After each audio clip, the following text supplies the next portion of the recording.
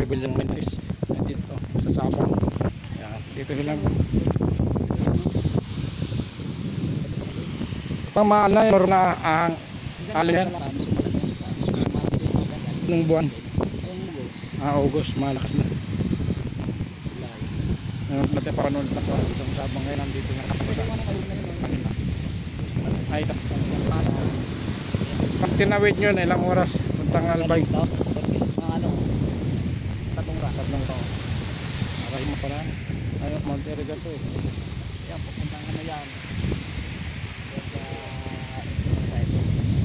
Ayun doon.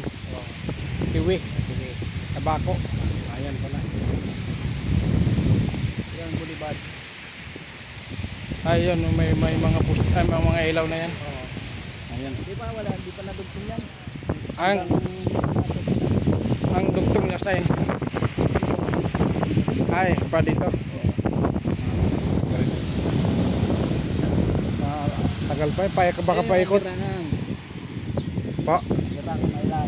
Yung slice lang bilog na yun. Ayan. Tahan si Manoy, mapanood na niya si Pet Malublog TV sa YouTube ko si Manoy. Yan, tourist guard namin ngayon. Parang pier to dati, hindi. Yan. Okay, ano, nagiba na. Yung ano? Nagiba na. Mas malakas yung hangin dito. Dito doon sa likod. Kaya pala hangin, ano? Hindi mo lang dito sa amin. Ganitong panahon, alon. Sa lapan. Pag malakas dito yung ano, malakas dito yung baga, galing sa Tabako. Kiwi. Ayan, malalim na yata dyan. May bangka na yan.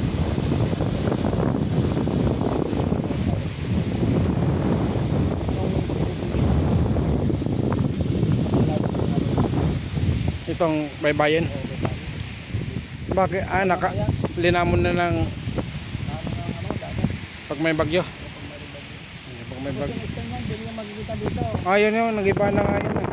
Nagiba na yun. Pag meron gano'n dito ng helicopter, malapag lang sa ano. Hanggang sana. Tawag ang ano dito, ang hangin dito, hanggang dito, kita mo yung ano. Bakit? Lumalim ng lumalim o kaya palang pag ganun na to palusong na dyan eh, pag umaga pala hanggang dito yung tubig pero malalim na yan pag umaga dito wala kami daw pumapasok sa contraction dahil malakas ang kita namin ito ng ano isda sa bangka lang sa bangka isang araw kita na ito ng ano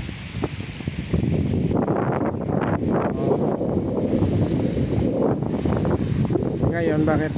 ayun na wala nang pasaring dumadaan na sa bukid papuntang Karamuan Ay papunta pala doon dati pahatid nyo doon sa Karamuan papuntang Karamuan sa dagat dadaan 2 oras lang 2 oras pag dito 5 kung nagawa yung kalsada lumina na yung kita nyo